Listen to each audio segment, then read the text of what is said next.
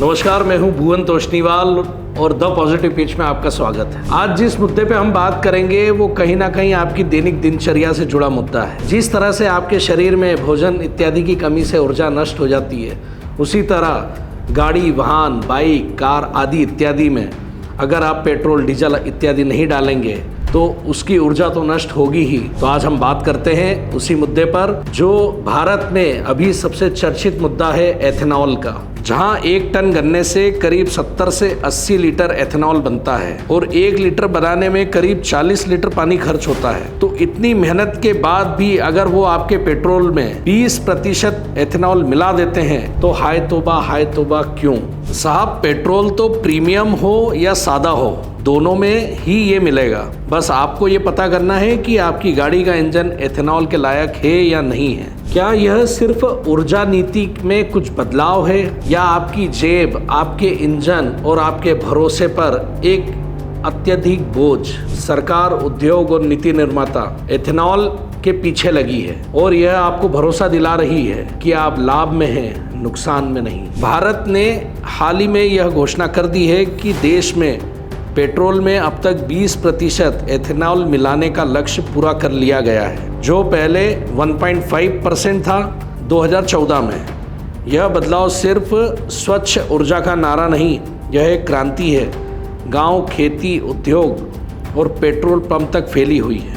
आपका पेट्रोल अब E20 कहलाता है क्योंकि इसमें 80% पेट्रोल और 20% एथेनॉल होता है। सरकार कहती है इससे किसानों को फायदा है और तेल के आयात में भी कमी आई है। क्या हम मान सकते हैं कि यह सिर्फ एक वादा है या जमीन पर इससे भी कुछ आगे हुआ है? सोचिए, 1 टन गन्ना, पानी और उस पर फिर मेहनत, खेती इत्यादि, और उससे तैयार हुआ एथेनॉल।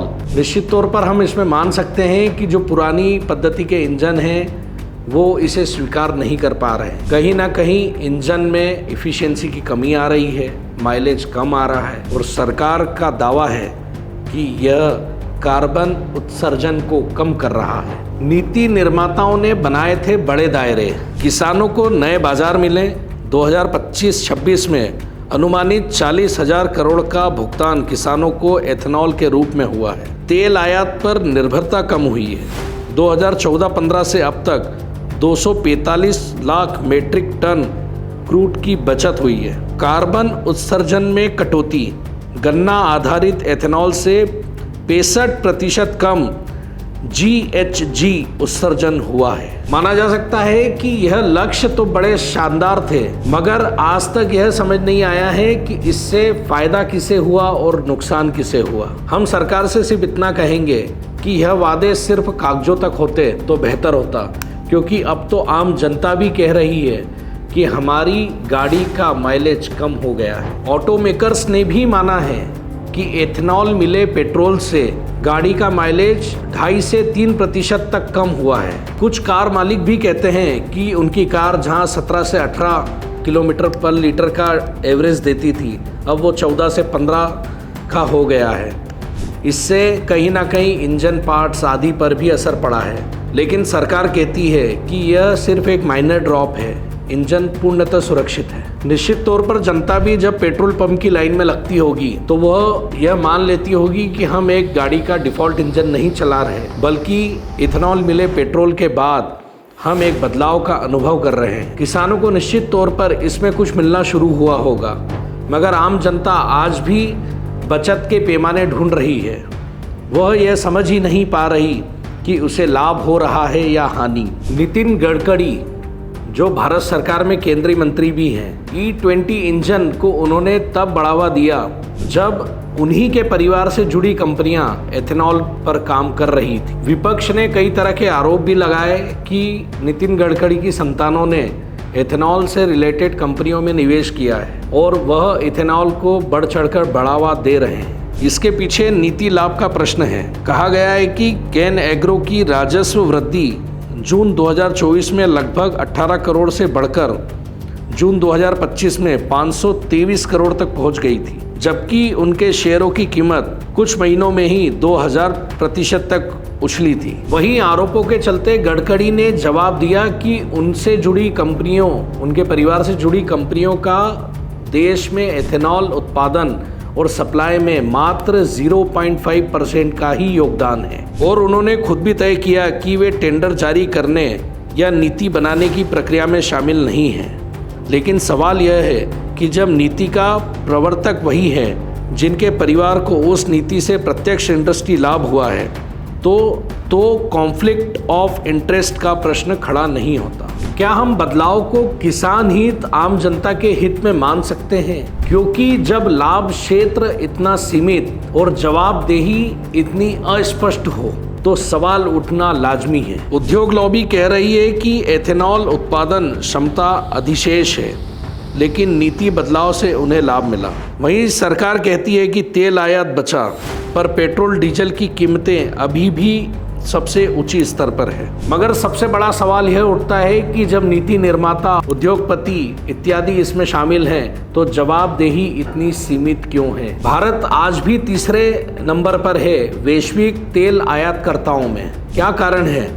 भारत ने 2025 तक 20% एथेनॉल ब्लेंडिंग का काम पूरा किया, 5 साल पहले लक्ष्य से। उसके बावजूद आज भी तेल आयातकर्ताओं में भारत तीसरे पायदान पर खड़ा है। दुनिया की तुलना करें, ब्राज़ील, अमेरिका पहले से 30% या उससे ऊपर ब्लेंडिंग पार कर चुके हैं, पर भारत में ट्रांसपेरेंसी कम है, बदलाव जल्द आए और उपभोक्ता तैयार नहीं दिख रहे। तो यह बदलाव वैश्विक मंच पर सही कदम है, लेकिन घरेलू मोर्चों पर सवाल खड़े कर रहे हैं। मान लीजिए आपके पास 2019 का कोई वाहन इत्यादि है और उसमें आप E20 का पेट्रोल डलवाते हैं, तो निश्चित तौर पर धीरे धीरे आपकी कार का माइलेज, आपकी बाइक का माइलेज कम होने लगेगा, इंजन पार्ट्स में खराबियां आने लगेंगी। और जब ऑटोमेकर्स को आप अपनी गाड़ी दिखाएंगे तो निश्चित तौर पर उनके द्वारा ये कहा जाएगा कि आपको अब पार्ट्स बदलने की ज़रूरत है। तो यह इत्यादि बोझ सिर्फ E20 के पेट्रोल से जो आम जनता की जेब पर पड़ रहा है, तो लाभ और हानि का प्रश्न आज भी खड़ा है। जब नीति बनी थी तो देखा गया था कि उपभोक्ता विकल्प भी रखे जाएंगे और E20 के साथ ही E10 भी मिलेगा, मगर आज वर्तमान में 90,000 पेट्रोल पंप पर E20 के अलावा कोई विकल्प मौजूद नहीं है। माननीय सर्वोच्च न्यायालय ने भी इस मुद्दे पर अपनी राय प्रस्तुत करते हुए लगाई गई पिटीशन को खारिज कर दिया था, जहां एक और उपभोक्ता कह रहा है कि हमें कोई विकल्प नहीं दिए गए, वहीं सरकार कह रही है कि हमारी योजना पूर्ण रूप से है। निश्चित तौर पर माना जा सकता है कि यह वही क्लासिक स्थिति है जब शासक कहता है कि आगे बढ़ो और जनता कहती है कि हम तो पीछे ही छूट गए। कुछ बड़े सवाल हैं जो आम जनता के मन में भी उठ रहे हैं, जिन्हें हम आपके सामने लाएंगे। सबसे बड़ा सवाल यह है कि आम जनता को क्या ये पता था? क्या उन्हें इस चीज़ के लिए प्रिपेयर किया गया था? क्या इस चीज़ के लिए उन्हें अवेयर किया गया था कि अब उन्हें मिश्रण वाला पेट्रोल मिलेगा, जिससे उनकी गाड़ी का माइलेज कम हो जाएगा या माइलेज कम हो सकता है, जिसका इफेक्ट उनकी गाड़ी पार्ट्स पे भी आ सकता है, इत्यादि इत्यादि। और निश्चित तौर पर अगर यह बदलाव देश, किसान और पर्यावरण के हित में है, तो उपभोक्ताओं को इसका लाभ क्या मिला है, इसकी क्या स्थितियां हैं, यह अभी तक स्पष्ट नहीं है। और सबसे जरूरी बात, क्या यह बदलाव सिर्फ नीति, देश और उद्योगों के बीच तक ही सीमित है? आम जनता का इसमें कोई योगदान नहीं या उसके हित की कोई भावना नहीं? तो अगली बार अब जब आप पेट्रोल पंप पर हों तो सिर्फ लीटर ही ना गिने, बल्कि उन प्रश्नों को भी गिने जो आपके मन में उठ रहे हैं, लाभ और हानि के। तो क्या आपका इंजन तैयार है? क्या आप तैयार हैं? क्या आपकी जेब तैयार है? और क्या आपका भरोसा तैयार है? क्योंकि बदलाव सिर्फ तब काम करेगा जब आम जनता को उसका मत दिखाया जाए, मीठा विकल्प पूछा जाए, क्या यह विकल्प सही है? तो इसी के साथ सतर्क रहें, जागरूक रहें। धन्यवाद।